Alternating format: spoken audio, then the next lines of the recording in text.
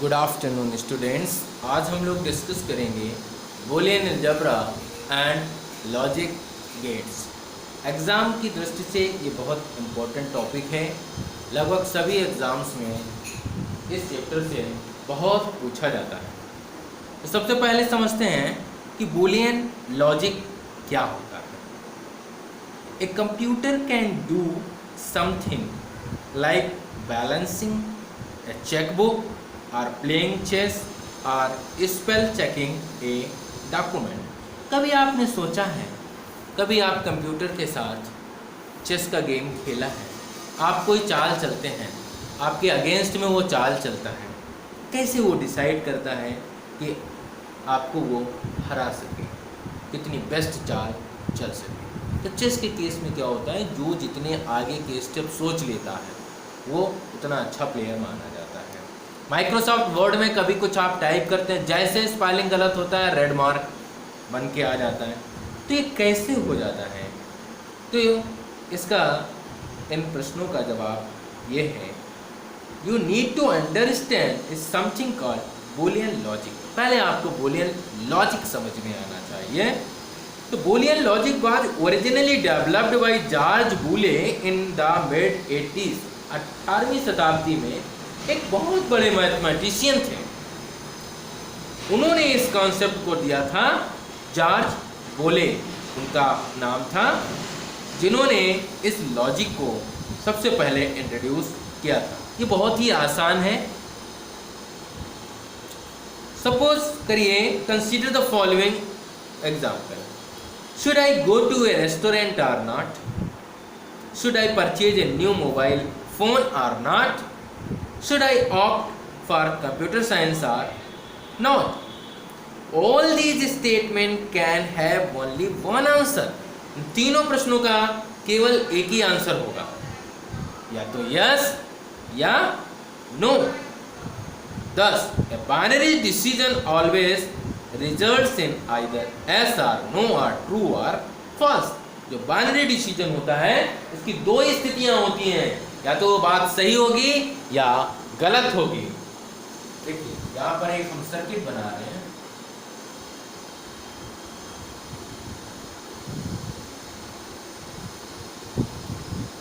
This is a open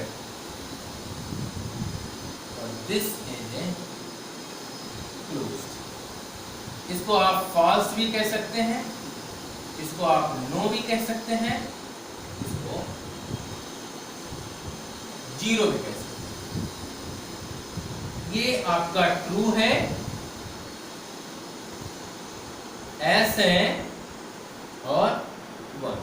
computer में जो logic true होता है या सही होता है उसको वन से रिप्रेजेंट किया जाता है, और जो फॉल्स होता है उसको हम लोग जीरो से रिप्रेजेंट करते हैं। तो यहाँ पर जो ये तीन स्टेटमेंट हैं कि should I opt for computer science or not, should I purchase a new mobile phone or not, should I go to restaurant or not, इन तीनों में का मान डेफिनेट मान मिलेगा हमको, या तो यस मिलेगा या नो मिलेगा। इनके अलावा कोई दूसरा मान नहीं मिल सकता है। तो जो ये वैल्यू है, इनको जिस वेरिएबल में हम स्टोर करते हैं उनको बोलते हैं बूलियन वेरिएबल। बूलियन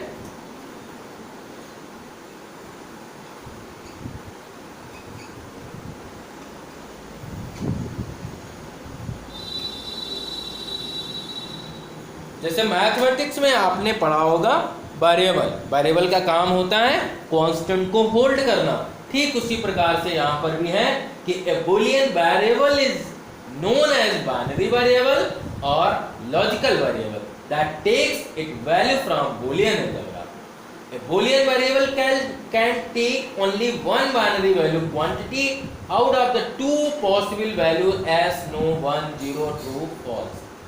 जो बूलियन अलजेब्रा की वैल्यू है, बूलियन अलजेब्रा की दो ही वैल्यू हो सकती हैं, यस या नो, ट्रू या फॉल्स, 1 या 0।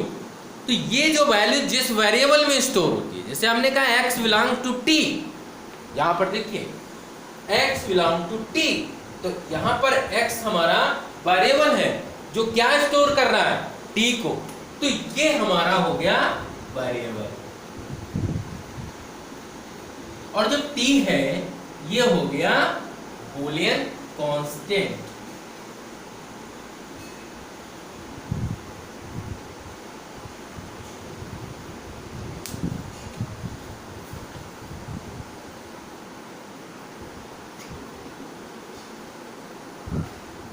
तो तीन टर्म हैं, बूलियन वेरिएबल, बूलियन कांस्टेंट और logical statement. Logical statement, suppose हमने कहा is new Delhi the capital of India,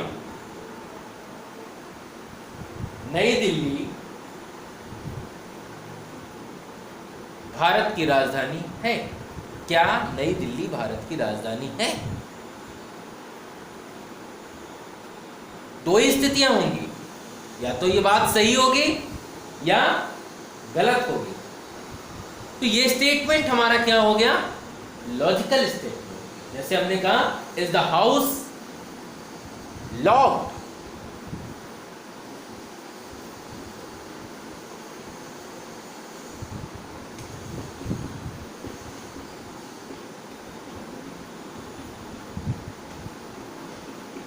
दो ही स्थितियां होंगी, या तो यस या नो, टी या एफ।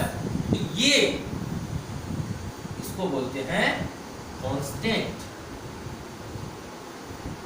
और ये स्टेटमेंट क्या हो गया, ये हो गया बूलियन स्टेटमेंट। और ये वैल्यू जिस वेरिएबल में स्टोर होगी, हमने कह दिया x बिलोंग टू x, तो ये हो गया हमारा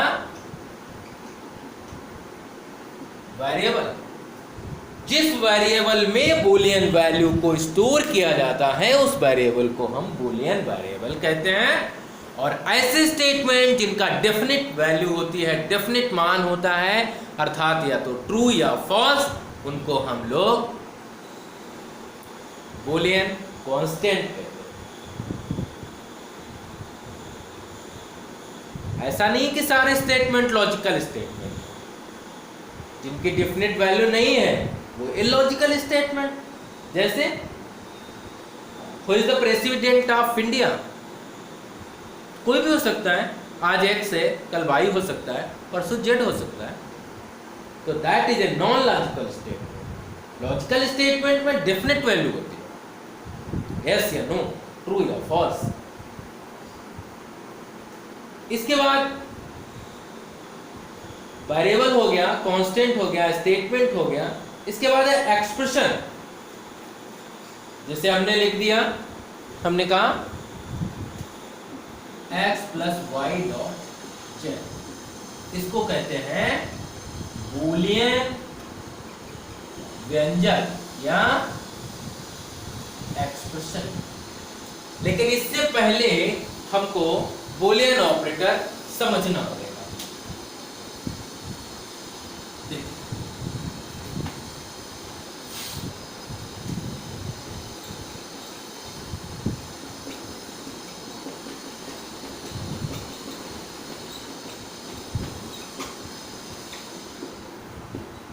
एंड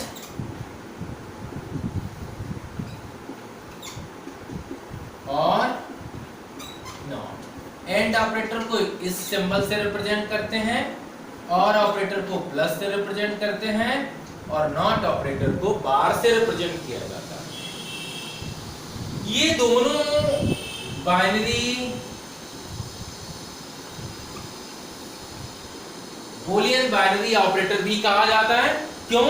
क्योंकि इन दोनों ऑपरेटर को अप्लाई करने के लिए हमको कम से कम दो वेरिएबल की आवश्यकता होती है। जैसे किसी नंबर को जोड़ना हो या घटाना हो या गुणा करना हो या भाग करना हो, तो ये ऑपरेटर अप्लाई करने के लिए कम से कम दो वेरिएबल की आवश्यकता होती है। तो सबसे पहले एंड बूलियन ऑपरेटर समझते हैं।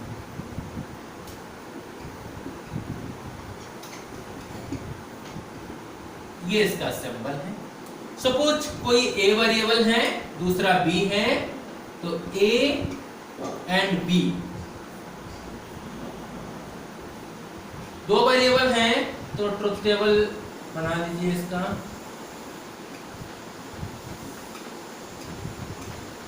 दो वेरिएबल हैं, कुल 4 कॉम्बिनेशन बनेंगे, F F, F T, T F और टी टी।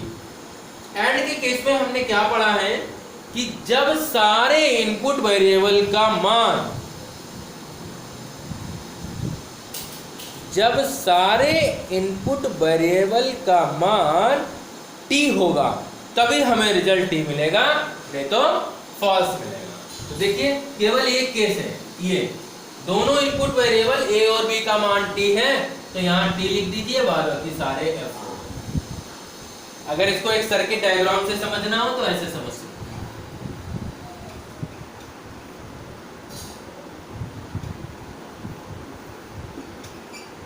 ये A है, ये B है। जो पहला केस है, ये आपको देखना है किस केस में बल्ब ग्लो करेगा, कब नहीं करेगा। जब दोनों स्विच ओपन है, मींस दोनों A की स्थिति भी F है और B की स्थिति भी F है, तो बल्ब जलेगा कि नहीं जलेगा? नहीं जलेगा। चार्ज यहाँ चला, रुक गया, ये चार्ज यहाँ से पहुंच रहा है, लेकिन आपको पता है कि सर्किट तभी पूरा होता है जब पॉजिटिव और नेगेटिव दोनों चार्ज मिलते हैं, तो बल्ब नहीं ग्लो करेगा इस केस में। दूसरे केस में हमने बी को क्लोज कर दिया तो भी ग्लो नहीं करेगा, क्योंकि करंट यहां से आगे नहीं बढ़ पा रहा है। तीसरे केस में हमने क्या किया, ए को क्लोज कर दिया लेकिन बी को ओपन कर दिया, तो करंट आगे बढ़ के अब यहां पर आकर रुक गया, अभी भी ग्लो नहीं करेगा। और चौथे केस में जब दोनों को क्लोज कर दिया तभी हमें रिजल्ट मिलेगा। तो एंड ऑपरेटर के केस में याद रखना, जितने इनपुट वेरिएबल दिए गए हैं, जब सारे इनपुट वेरिएबल का मान एक साथ, ये शर्त है, एक साथ सही होना चाहिए, तभी एंड ऑपरेटर का मान हमें ट्रू मिलता है, अदरवाइज फॉल्स मिलता है। दूसरा ऑपरेटर है हमारे पास में और।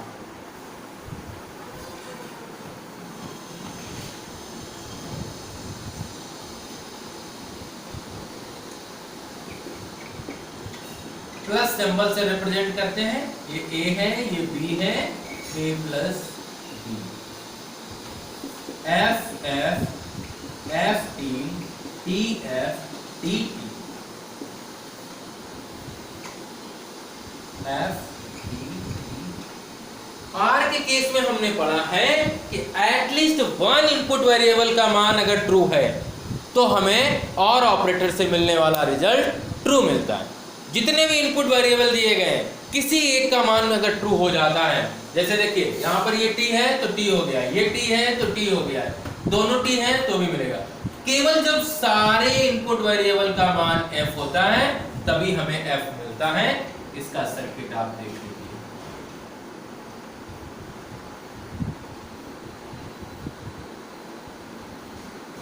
ये बल्ब है, ये A है, ये B है। पहला केस सामने है, जब दोनों स्विच ओपन हैं तो हमें रिजल्ट नहीं मिलेगा, क्योंकि करंट यहां से आगे नहीं बढ़ पा रहा है।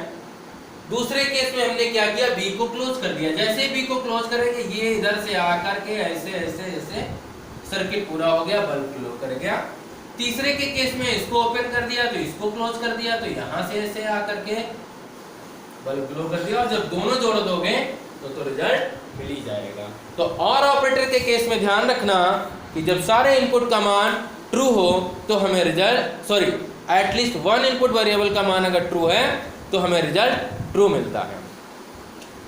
तीसरा और लास्ट है नॉट ऑपरेटर, जिसको इन्वर्ट भी बोलते हैं।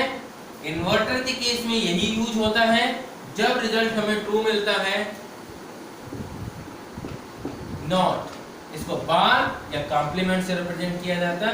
अगर ये A है तो A का कॉम्प्लीमेंट। जब अगर इनपुट वेरिएबल का मान f है तो रिजल्ट t मिलता है, और जब t होता है तो रिजल्ट f मिलता है। ये देखिए, f में t, t में f, जस्ट उल्टा। जो इनपुट वेरिएबल है उसका कॉम्प्लीमेंट हमें रिजल्ट में मिलता है। इसका सर्किट आप देख लीजिए।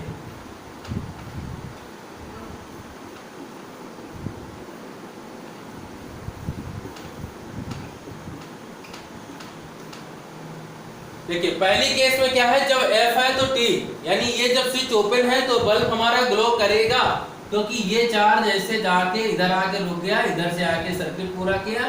सेम केस यहाँ पर भी यहाँ रुक गया, इधर से आके मिल गया। और लेकिन जब हमने इसको क्लोज कर दिया, मींस जब ये मान ट्रू हो गया, तो बल्ब ग्लो नहीं करेगा, क्योंकि ये सर्किट ऐसे जाके करंट इधर से निकल जाएगा। This is a short circuit. Short circuit हो गया, अब बल्ब हमारा ग्लो नहीं करेगा। इस तरह से ये ऑपरेटर आप तीनों कंप्लीट हो गए, एंड, आर और नॉट। ठीक है।